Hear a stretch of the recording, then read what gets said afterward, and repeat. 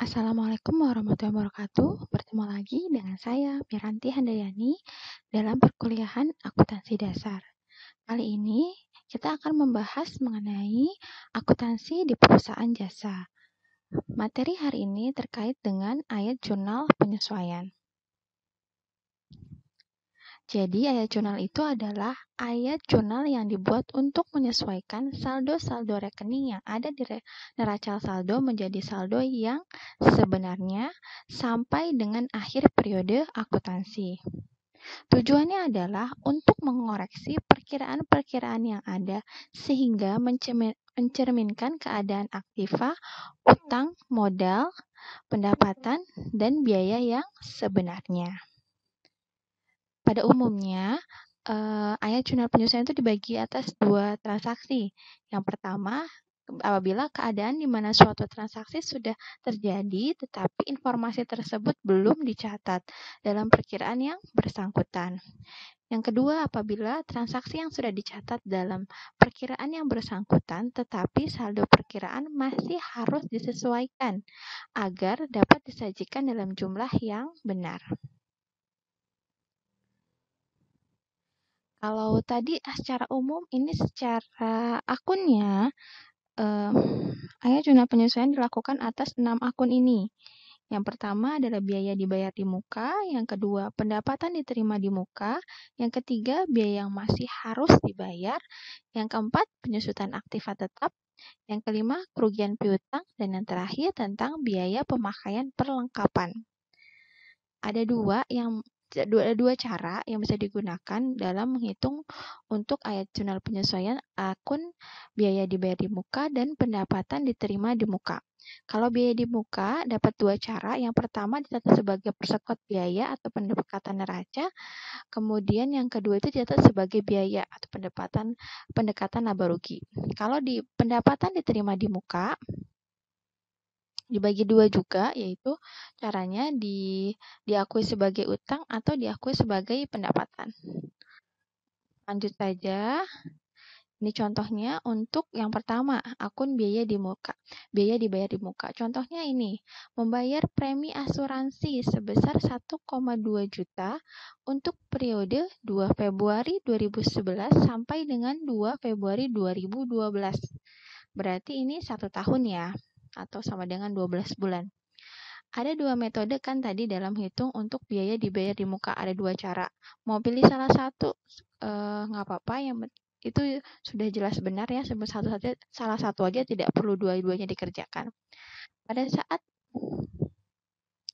adanya transaksi tanggal 2 Februari, jurnalnya seperti ini kan. Asuransi dibayar di muka pada kas sebesar 1,2 juta. Tapi saat AJP tanggal 31 Desember 2011 atau akhir periode pelaporan, ini kalau ini ngambilnya akhir periode pelaporan 31 Desember 2011, katok di 31 Desember, jurnalnya itu biaya asuransi pada asuransi dibayar di muka. Tapi nominalnya hanya 1,1. Itu kenapa bisa seperti itu? Karena dia hanya mengakui membayar premi asuransinya dari periode 2 Februari 2011 sampai 31 Desember 2011.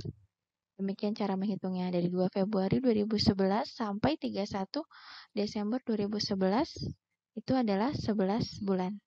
Cara menghitungnya, 11 bulan, periodenya ini 11 bulan dibagi periode utuhnya, karena ini masanya tadi kan 12 bulan, dibagi 12 dikali biaya asuransinya sebesar 1,2.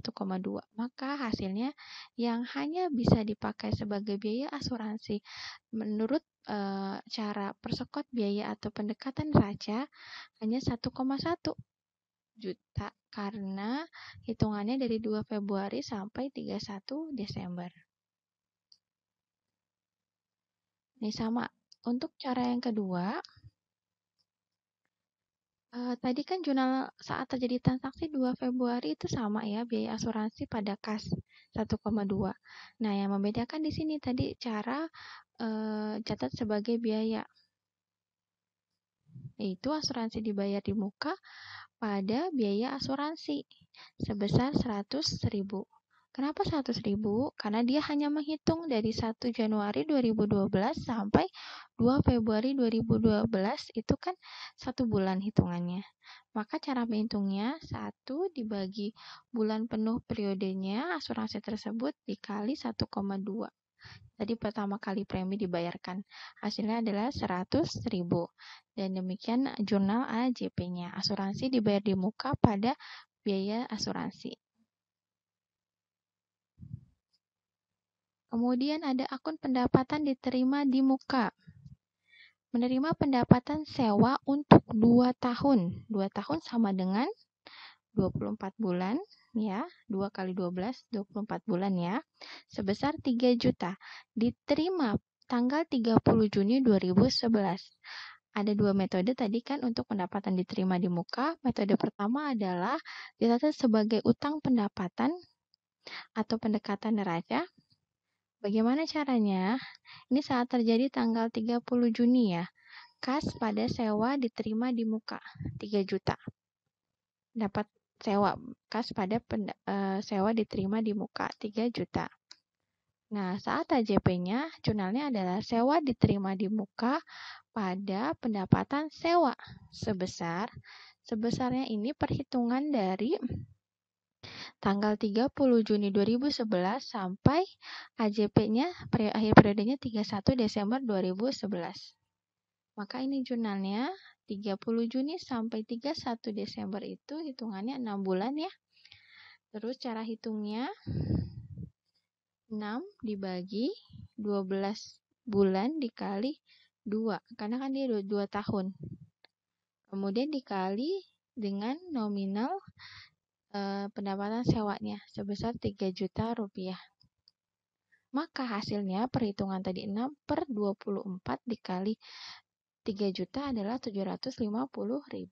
Demikian AJP untuk pendapatan diterima di muka dengan cara pendekatan neraca. Sedangkan untuk pendekatan catatannya diakui sebagai pendapatan atau pendekatan laba rugi, sama saat terjadinya sama jurnalnya kas pada pendapatan sewa 3 juta ya. AJP-nya pendapatan sewa pada sewa diterima di muka.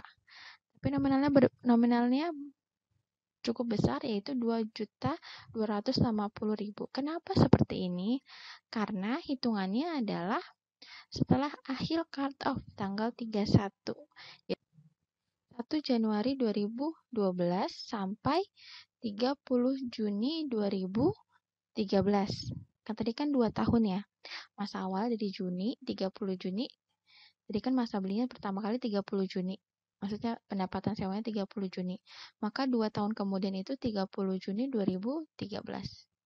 Nah, pendapatan sewanya dihitung dari 1 Januari 2012, yaitu setelah tanggal pelaporan ini, sampai akhir periode masa sewanya.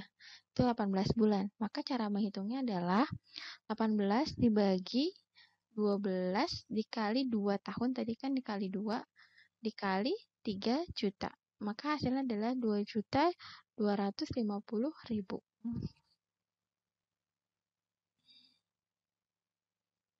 Lanjut ya. Untuk akun biaya yang masih harus dibayar. Masih harus dibayar berarti kita masih punya utang. Utang gaji biasanya terjadi pada utang gaji ya. Yang harus dibayar gaji pegawai bulan Desember 300.000. Pada saat terjadinya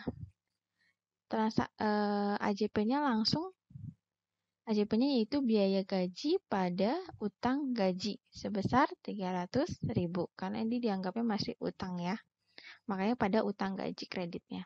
Kemudian akun pendapatan yang masih harus diterima. Ada soalnya seperti ini, masih harus diterima pendapatan bunga untuk 2 bulan. Masing-masing per bulan adalah 120.000. Maka jurnalnya tanggal 31 Desember 2011 adalah piutang bunga pada pendapatan bunga. Besar tadi yang 120 dikali 2 bulan, 240.000. Kemudian ada namanya AJP terkait penyusutan aktiva tetap kendaraan. Contohnya kendaraan diperoleh tanggal 1 Januari 2011 itu 70 juta. Disusutnya sebesar 10%. Jurnalnya itu adalah biaya penyusutan kendaraan pada akumulasi penyusutan kendaraan. Nilainya dapat dari mana? Itu nilai dari 12 per 12 dikali 70 juta dikali 7%. Kenapa 12 per 12? Karena dia perolehannya pertama kali itu tanggal 1 Januari 2011. Maka satu periode sampai tanggal 31 Desember 2011 adalah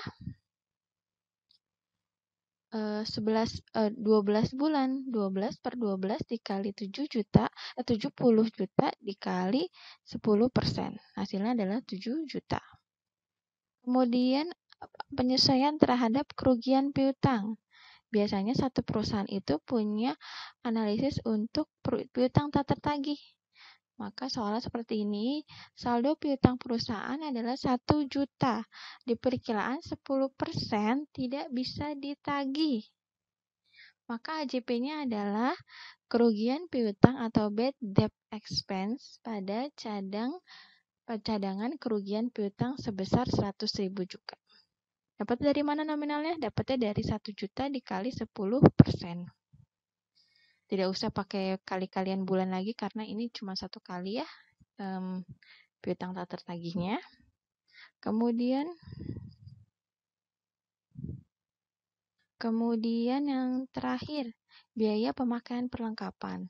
Biasanya ada terjadi karena kan termasuk dalam barang, tapi bukan aktiva tetap ya perlengkapan itu. Satu perlengkapan awal tahunnya 1 juta, tetapi saat dihitung pada akhir tahun sebesar 800.000. Maka harus ada ayat jurnal penyesuaian di jurnalnya pada tanggal 31 Desember 2011. Yaitu sebanyak biaya pemakaian perlengkapan pada perlengkapan sebesar 200.000.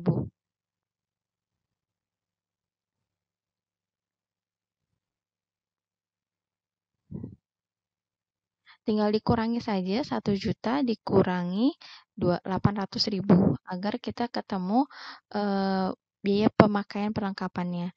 Kalau nanti di soal sudah langsung biaya pemakaian perlengkapan selama 1 tahun adalah 500.000, maka yang dipakai di jurnal juga 500.000. Yang dipakai jurnal adalah biaya terpakai ya, bukan biaya tinggal atau biaya saldo atau biaya perolehan ya. Demikian untuk contoh soal ayat jurnal penyesuaian pada perusahaan jasa. Sampai sini semoga semua paham ya. Kemudian kita lanjut ke latihan pertemuan ketiga. Ya ini ada pilihan ganda. Pertanyaan nomor 1. Suatu jurnal yang dibuat agar saldo perkiraan menunjukkan jumlah yang sebenarnya pada akhir periode itu namanya dengan jurnal penyesuaian. Contoh adjustment untuk suatu keadaan di mana suatu transaksi sudah terjadi tetapi informasi tersebut belum dicatat atau perkiraan yang bersangkutan adalah biaya dibayar di muka. Oke, good. Yang ketiga, mengoreksi perkiraan-perkiraan yang ada agar mencerminkan keadaan aktiva utang, modal, pendapatan, dan biaya yang sebenarnya adalah ya benar tujuan dari adjustment. Kemudian soal keempat, ayat jurnal penyesuaian gaji yang masih harus dibayar. Tadi kalau masih harus dibayar berarti kita masih punya utang. Maka jurnal adalah biaya gaji pada hutang gaji. Kemudian nomor 5, manakah hal yang tidak perlu dilakukan penyesuaian di akhir periode? Yaitu adalah utang dagang. Oke, demikian perkuliahan hari ini. Semoga semua paham. Semoga bermanfaat untuk kalian semua. Sampai jumpa di pertemuan selanjutnya. Jangan lupa subscribe ya. Sehat-sehat selalu. Wabillahi taufiq wal hidayah. Wassalamualaikum warahmatullahi wabarakatuh. See you.